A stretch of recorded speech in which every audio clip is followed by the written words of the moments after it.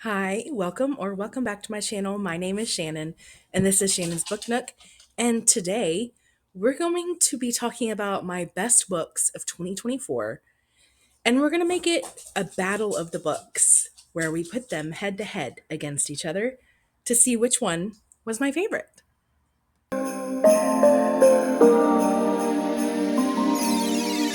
So before we get into it, I do want to say I am feeling a little bit better, but my throat is still killing me, so it hurts to talk. And today it actually is a little bit better than it was last night. Last night, I feel like my lymph nodes were so swollen that I was feeling it in my ear. So I'm hoping I'm on the mend and I'm getting better, but I don't want to push myself too much by talking too much, which means I'm going to try and make this video as quick as possible. So I read, as of right now, December 27th, I have read 172 books. And each month I pick a top three. And out of that top three, we then get a top one. And then out of those top 12 books, I will pick which one was my favorite for the entire year. It is going to be very difficult this year because I've already kind of looked at like what my top 12 are. And it's going to be really hard to pick which one is my favorite. So every month I do a little wrap up, and I'm going to be using my phone because I'm looking back on Instagram to see earlier this year.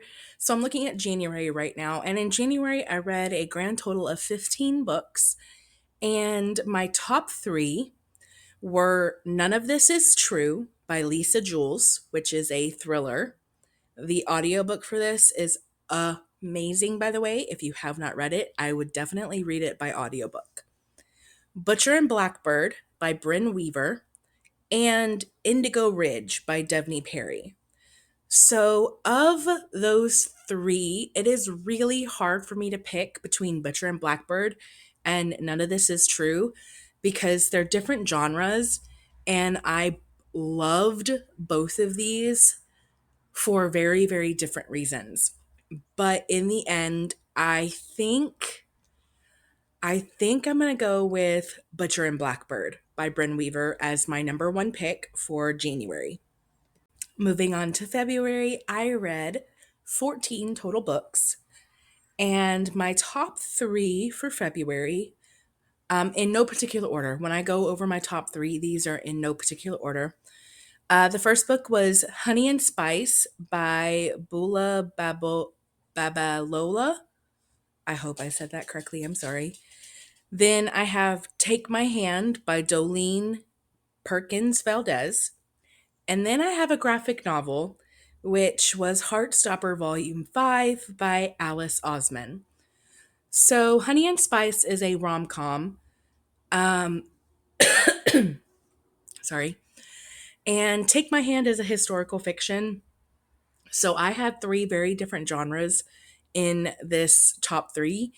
But there's a clear winner in this month. Take My Hand by Dolen Perkins-Valdez was eye-opening.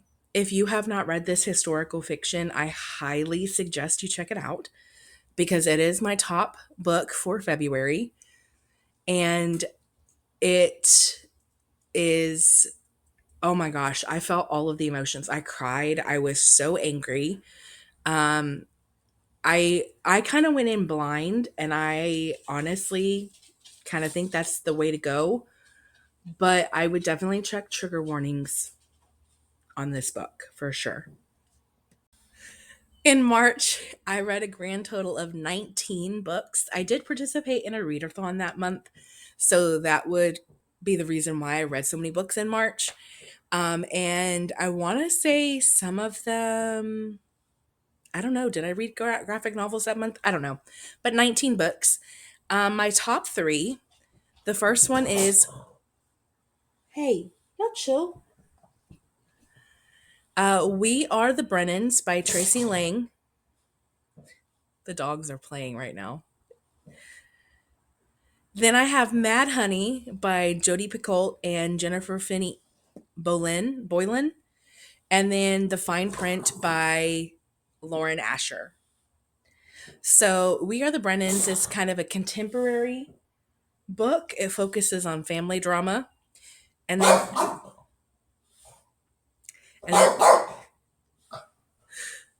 they're going crazy. Hey, trying to film here. Can you see them in the background? They're just okay. So the winner for March is Mad Honey by Jodi Picoult and Jennifer Feeney Boylan. This book caught me by surprise. I was not expecting it to hit me the way it did. It is a little slow, but overall, I had such a good time with this book and highly recommend it. So in April, I read a total of 12 books, and my top three books were Caught Up by Liz Tomforde, which is a sports romance. And then we have A Divided Heart by Alessandra Torri. This is a kind of suspenseful mystery romance ish. And then we have Listen for the Lie by Amy Tintera, which is another book that I highly recommend by listening to on audiobook. The audiobook is phenomenal. It has like that podcast element similar to Listen for the Lie, and it has a full cast. So it is a very well done audiobook. And out of these top three, this was a very hard month to decide because, again, we have different genres and I had a hard time picking my favorite. But I think in the end, a book that I just could not get off my mind and I almost wanted to reread it right after I finished it was Caught Up by Liz Tomforde. So that's going to be the winner for the month of April. All right. So in May, I read a total of 20 books, which is my best quality month of the year. No. My best quantity month of the year, like how many books I read. But the quality was not always there. So in the month of May, my top three was Happy Place by Emily Henry, Bride by Ali Hazelwood, and Spark of the Everflame by Picoult. Um, these are all different versions of like romance. So we have a paranormal romance, a fantasy romance, and a contemporary romance. Um, and my favorite out of these three is going to be Bride by Ali Hazelwood by for May. Okay, so in June I read a total of 14 books, and my top three were Delilah Green Doesn't Care by Ashley Herring Blake. This is a sapphic romance, and I really had a good time with this book. Then Glow of the Everflame by Penn, which is a fantasy romance. It is a sequel to Spark of the Everflame. And All Roads Lead Here by Mariana Zapata, which is a slow burn romance. Mariana Zapata is the queen of slow burns. I had such a hard time deciding between Glow of the Everflame and All Roads Lead Here. It is so hard to pick, but I think I'm going to go with Glow of the Everflame because, oh, yeah, Glow of the Everflame. I loved both of these books so much. I mean, I loved Delilah Green Doesn't Care, but All Roads Lead Here and Glow were on another level. And to pick between those two, oh my gosh, it's so hard. But yeah, I'm gonna go with Glow of the Everflame as the winner for June. So for July, I read a total of 15 books, and my top three are The Teacher by Frida McFadden, which is a thriller. If you don't like taboo topics, this book will not be for you. Don't read it, you won't like it. My next book was Just for the Summer by Abby Jimenez, which I read as an audiobook on my way to Red River, New Mexico, and my dad loved it as well. Even though he had never read any of the other books, he was listening along and he was giggling and laughing at some of the things. Sorry if you can hear the train in the background. I have the door open so the dogs can kind of come and go as they want, and there's a train somewhere. Anyways, um, so Just for the Summer was so good. And then my third pick for the top three for July is The Naturals by Jennifer Lynn Barnes, which is the first book in the Natural series, which is kind of a mystery YA thriller. If you like Criminal Minds, I would check out this series. It's a lot of fun. My top book for July is going to have to be Just for the Summer by Abby Jimenez.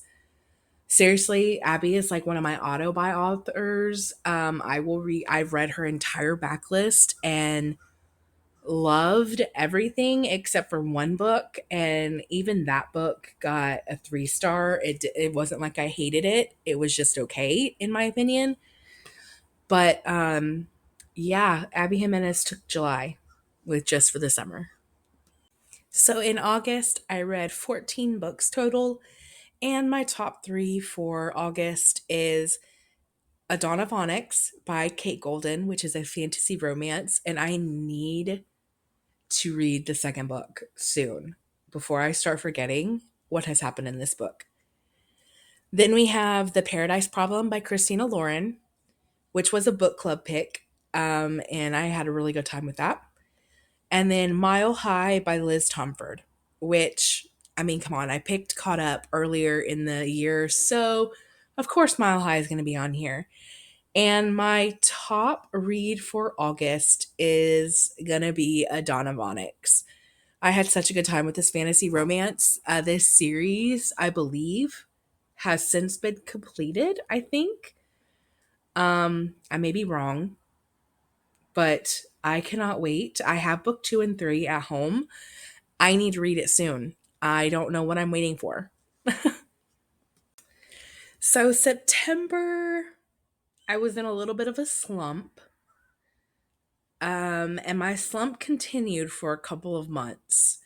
So I did continue to read. I was just not liking what I was reading.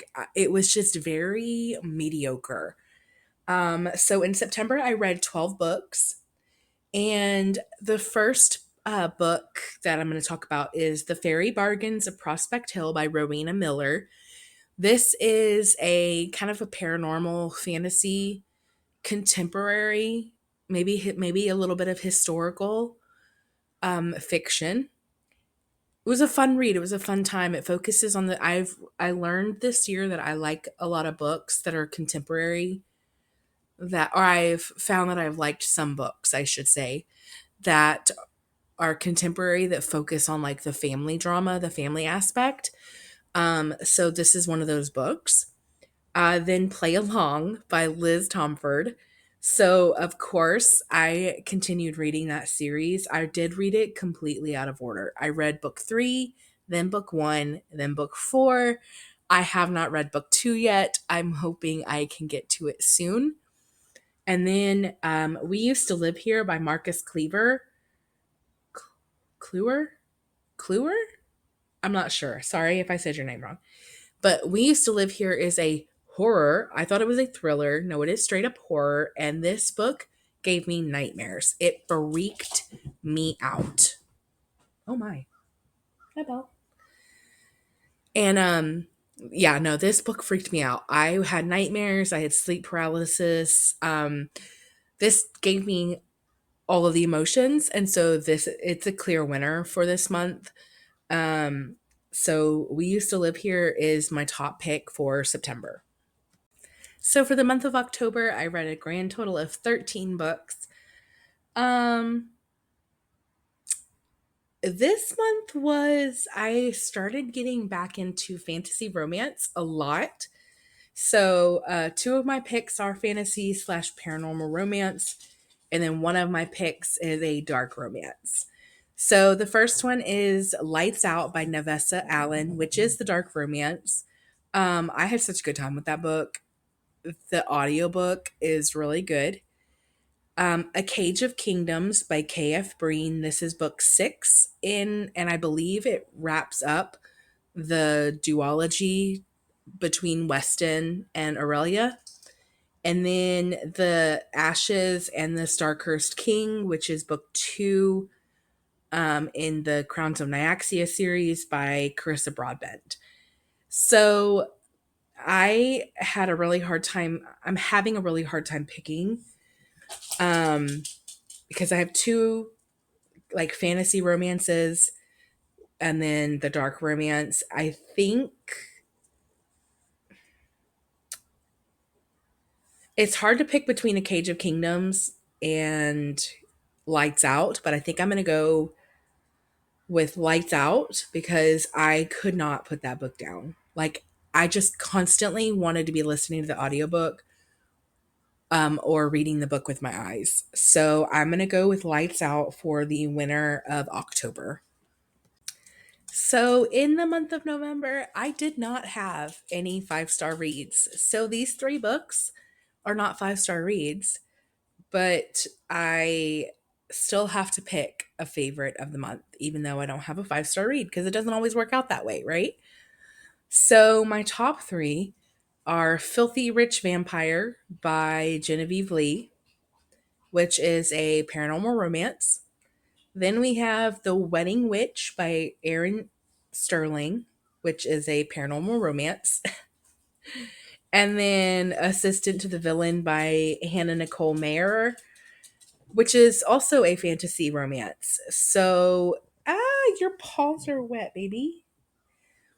Um, so out of these 3, which are all fantasy or paranormal romance, I think I'm gonna have to go with Filthy Rich Vampire. I believe I gave this a 4.5. Wasn't quite a 5. So I did really still enjoy this one. Out of these 3, this is gonna be my pick, Filthy Rich Vampire. All right, so we are in the month of December. It is December 27th. We still technically have 4 days left for the month. I have already read 10 books for the month, and I am reading 3 currently. So I'm reading currently Better Left Unsent by Leah Louise, The Christmas Countdown by Holly Cassidy, and Powerless by Lauren Roberts. Now, out of those 10 books that I have already read, none of them are a 5-star rating. The closest I have is a 4.5, which is Beard Science by Penny Reid. Now, when I think about the books that I'm currently reading, are any of those going to be a 5-star? No. I can already tell you that right now because I've been reading most of them for more than a week. Now, I have been sick and traveling, and it's been the holidays, so I've been with family and wanting to obviously spend time with my family. So I haven't been reading as much. But with that said, if it was a 5-star read, like even at night, I would want to pick up the book and read it. So, with that said, I think, okay, so I'm just going to kind of go through all of the books that I've read for the month of December real quick and tell you what I rated them. So we have Mistletoe Magic in the Highlands, which was terrible, gave it 2 stars. Talked about Beard Science already. The Crescent Moon Tea Room, which was okay. How My Neighbor Stole Christmas, which was okay. The Nightmare Before Christmas by Sarah Rock, which I gave 4 stars. Apprentice to the Villain by Hannah Nicole Mayer, which is a sequel to The Assistant to the Villain. I gave that one 4 stars. A Jingle Bell Mingle by Sierra Simone and Julie Murphy, which I gave 3.5 stars. I'm not going to talk about this book because it's a kid's book and should it even be in my wrap up? I don't know. I just read it because it had a gingerbread on the front cover. Christmas is All Around by Martha Waters, which I gave 4 stars. And Heartless by Elsie Silver, which I gave 4 stars. So, my pick for December, as of right now, I don't anticipate this changing, is going to be Beard Science by Penny Renee. So, this is a Battle of the Books video. So, let's pit these books, the ones that I picked, my number one pick for each month, against each other. So let's put January and February against each other. So as a reminder, we have Butcher and Blackbird by Brynne Weaver and Take My Hand by Dolen Perkins-Valdez. Putting those against each other is difficult because, oh my gosh, how am I going to decide which one of those is going to win? I loved both of those for very, very different reasons. Oh, this is hard. I go back and forth.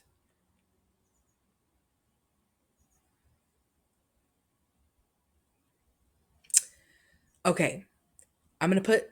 I'm gonna pick Butcher and Blackbird by Brynne Weaver as the winner between those two books. Yes. Okay. Then we have March and April, pinning those two books against each other. We have Mad Honey by Jodi Picoult and Jennifer Finney Boylan, and Caught Up by Liz Tomforde. And while I loved both of these books, there is a very clear winner in my mind, and that is Caught Up by Liz Tomforde. And then putting May and June against each other, May we had Bride by Ali Hazelwood and Glow of the Everflame by Penn. The winner of those two books is going to be Glow of the Everflame. Now, we have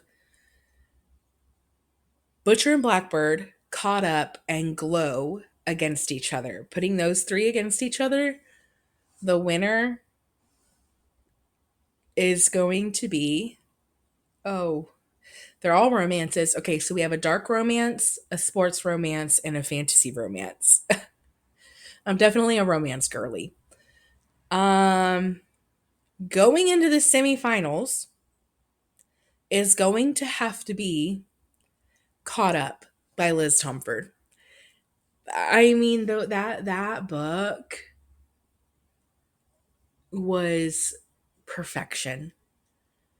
Kai and Miller, and the fact that I still remember their names when this was a book that I read back in April, that should tell you something, because there are books that I read 2 weeks ago that I can't tell you what the name of the characters are or what the book was about.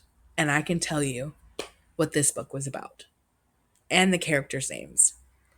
So this book has stuck with me over the last several months.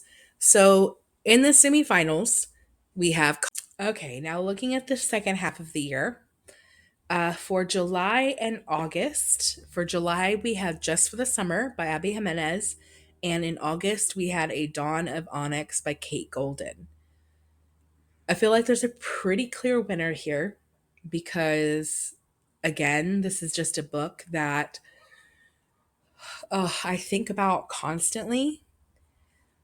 And I'm going to have to pick Just for the Summer by Abby Jimenez. Okay. For September, we Used to Live Here going against October's pick, which was Lights Out by Navessa Allen. These are two very different books. We have a horror. Well, I mean, are they different? We have a horror and then we have a dark romance. Are they different? I mean, yes, technically they are, but anyways.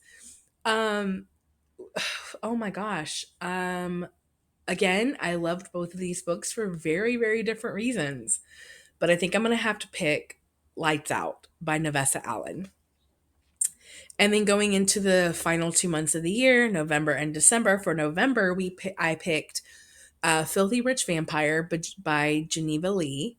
And December's pick was Beard Science by Penny Reid. And honestly, when I put these two against each other, neither one of them are a 5-star rated book. I think they're both a 4.5. So they're very, very close.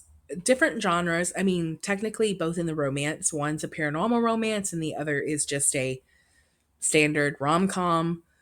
I think I'm gonna have to go with Beard Science by Penny Reid. Yeah, Beard Science. So now let's put the 3 books that won against each other. Just for the Summer, Lights Out, and Beard Science. Okay.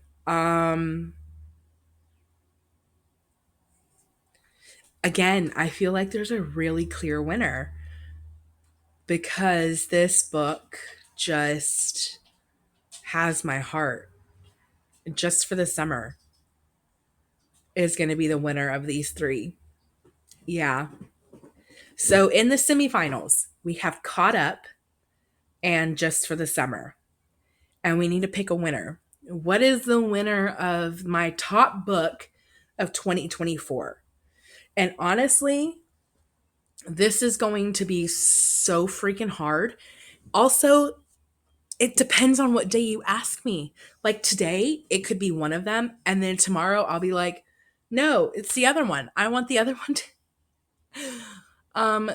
Just preface this before I pick my pick. All of these books in this video have been phenomenal, and I highly recommend checking them out if you haven't already. But definitely these top 2 are top tier. The top 6, to be quite honest, are phenomenal books. But Caught Up and Just for the Summer, which one is going to be my winner? I can't believe I think I'm going to say this. I think I'm going to go for Caught Up by Liz Tomforde being my winner for 2024. And that is sad when you think about it. I read my best book back in April.